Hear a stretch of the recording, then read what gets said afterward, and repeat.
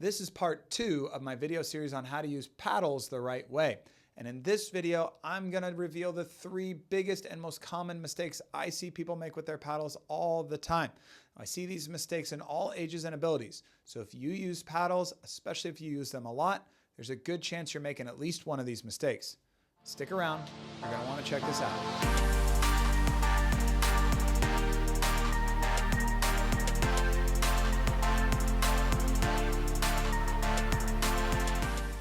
What's up, guys? I'm CoachMattZ. I'm the head coach of Davis Aquatic Masters out in California, and I also make YouTube videos for people looking to learn more and elevate their swimming. Today, I'm going to talk about the 3 biggest and most common mistakes I see people make while they're using their paddles. These mistakes can put you at a greater risk for injury and are causing you to miss out on opportunities to improve your technique. So without further ado, let's get into mistake number 1. So mistake number 1 is the single most common mistake I see people make with their paddles, and it's just general paddle overuse. Some people really love their paddles to the point that they just use them all the time. And we want to avoid this because overusing your paddles can be really hard on your shoulders. Shoulder injuries are super common in swimming, so we never want to put ourselves at a higher risk for injury because hurting your shoulders can mean a major setback in your training. Also, remember, you don't get to use your paddles in a competition. So if all you do is use paddles during your workout, you're not setting yourself up for success if you do decide to compete one day. So you need to make sure you spend more time using your natural paddles than these paddles.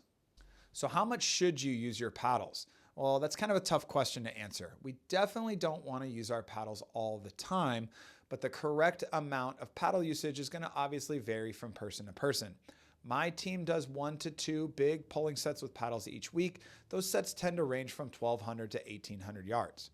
If you really like using your paddles, you could do more than that. I think 3 paddle or pulling sets per week is okay, but for the general swimming population, I don't think I'd go above that. Also, make sure you don't do too much too early. Get that technique figured out first and then build into these longer pulling sets with paddles. If you want to see a cool pulling set that I recently did with my team, go check out my last video called How to Use Paddles the Right Way. At the end of that video, I run you through one of my favorite pulling sets.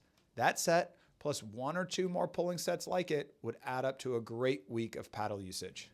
All right, moving along to paddle mistake 2, and that is using the wrist strap. If you buy a paddle like this that comes with a wrist strap, I want you to either take it off or never put it on. The reason is because if you're pulling correctly, you shouldn't need the wrist strap. As you go through your pull, the pressure from the water on your hand should keep that paddle on your hand. If the paddle falls off, it means you have a technique flaw in your stroke. You're most likely either dropping your elbow or your wrist. And if this is happening without the wrist strap on, the paddle's going to just fall off your hand. It's going to be super annoying, but it's going to teach you really fast to fix that flaw in your stroke. Now, if you have the wrist strap on, you're going to be able to pull incorrectly without the paddle falling off, and you're never going to fix that flaw. So to solve this problem, it's super simple. Just take off the wrist strap. It might take you a few days to get used to it, but you will eventually, and it will improve your stroke. You can also use a paddle that doesn't use straps like this Finis Manta paddle.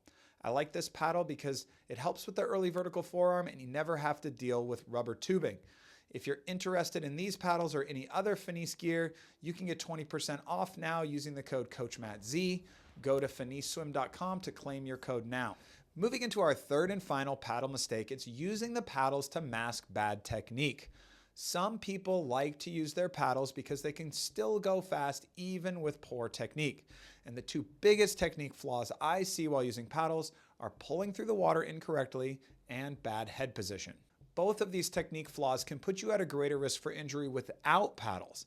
Adding the paddles on top of that is a recipe for injury. So we want to make sure we have our technique down before we jump into any big pulling sets. So let's talk about how we can make sure we're pulling through the water correctly. And what I want you to do is first consider buying a paddle that'll help you with an early vertical forearm. And I like to use either the Speedo one that's got a little bit of flex to it or the Finis Manta paddle. Both of these paddles seem to help me get my arm in the correct pulling position. And if you'd like a longer breakdown of the paddles I like and why I like them, go check out my last paddle video. So now let's talk about what that pull should look like. We're going to start by entering out in front of your shoulder. Rotate your body and reach your arm to get into that nice body line position. When you start your pull, we want to point your fingertips down and keep the elbow high. This is that early vertical forearm that I've been talking about. Then, keeping that elbow high and the fingertips pointed down, we want to pull in a straight line back towards your hip. Imagine tracing the outline of your body as you pull through.